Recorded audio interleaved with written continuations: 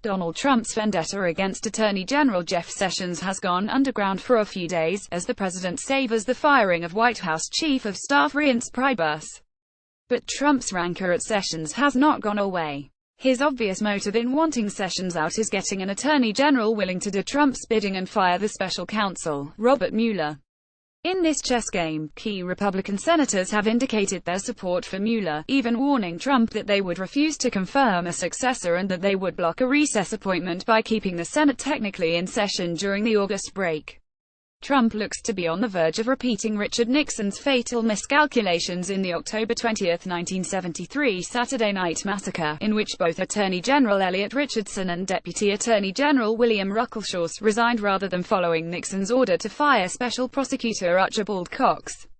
Nixon kept working his way down the Justice Department hierarchy until he found someone willing to do his bidding, Solicitor General Robert Bork. This move got rid of Cox, but fatally damaged Nixon's relations with Congress and public opinion. A successor special prosecutor, Leon Jaworski, picked up Cox's investigation, impeachment charges were drawn up, and Nixon was compelled to resign. Trump is not famous for reading history, much less learning from it. Once Trump makes up his mind that Mueller has to go, he will likely go as far down the Justice Department food chain as he needs to until he finds someone willing to do the deed. Trump has a penchant for firing prosecutors when they begin getting too close to his affairs. He fired the FBI Director James Comey, after Comey refused to follow Trump's suggestion that he go easy on former National Security Advisor Michael Flynn. And he fired Preet Bharara, U.S. Attorney for the Southern District of New York, who was investigating Trump family financial dealings.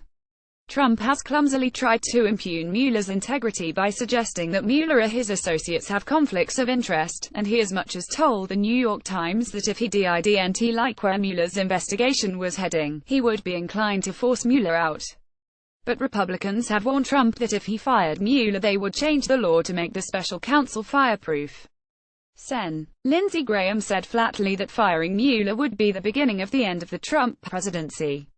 However, that remedy could take some time. And in the meantime, Trump's designee could fire Mueller and order his files and his investigation to be turned over to the main Justice Department, thus slowing things down. One thing Mueller might do is to give an interim report to key congressional committees. If Trump or his henchmen try to fire Mueller, he could also provide Congress with key documents, as well as litigate the firing. Republicans in Congress, many of whom loathe Trump and his behavior, have been willing to work with him, opportunistically, because he serves their purposes of destroying government regulation, weakening public institutions, cutting taxes, and undermining several policies of the Obama era. But after last week's serial reverses, Republican patience may be coming to an end.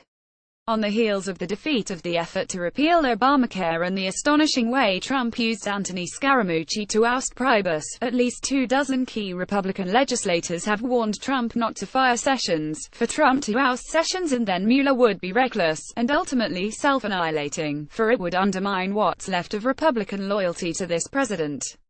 But everything in Trump's character and recent behavior suggests he will try to force Mueller out anyway.